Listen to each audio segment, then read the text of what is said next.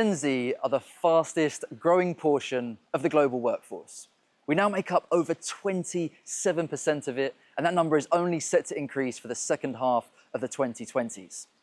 Yet, we're the least engaged, turning over the highest rate of any early careers generation, and don't want the leadership positions of the businesses that we currently work in.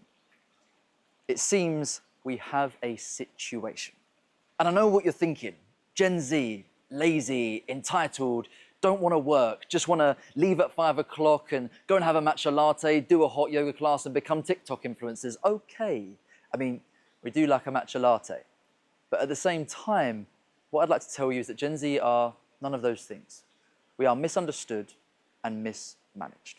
But generational differences aren't a new thing. There's always been that classic cyclical generational dynamic of young thinks old are out of touch and old thinks that young are lazy. That's always going to be there. But something massive has shifted. Gen Z are the first digitally native generation in the history of humankind.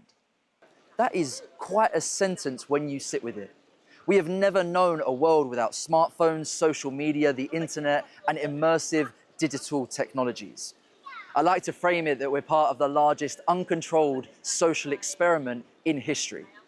What happens when you combine rapidly evolving technologies with young adolescent minds?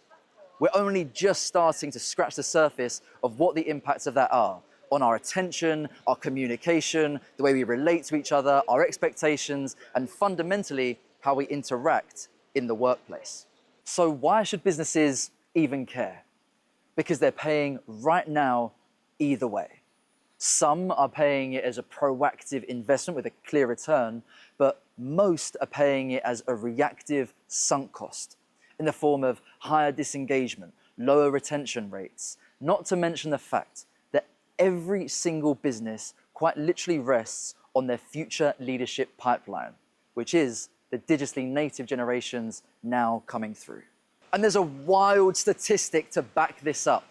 Only 6% of Gen Z say that their primary career goal is to have a leadership position in the business that they currently work in. That should be sending alarm bells around every business to consider how future-proof is my organization. The way I could best describe this predicament that we're in is it's like most businesses are putting petrol into a Tesla and then wondering, why is it not working? But is this even a priority? What I would say to that is it was a priority yesterday. The gaps between and within generations are only continuing to get larger and larger as the rates of technology continue to increase at such rapid rates. The cost of inaction in this area is compounding in too big a way for businesses to now ignore. The second half of the 2020s are a really critical tipping point for businesses to get this right. So what's the solution?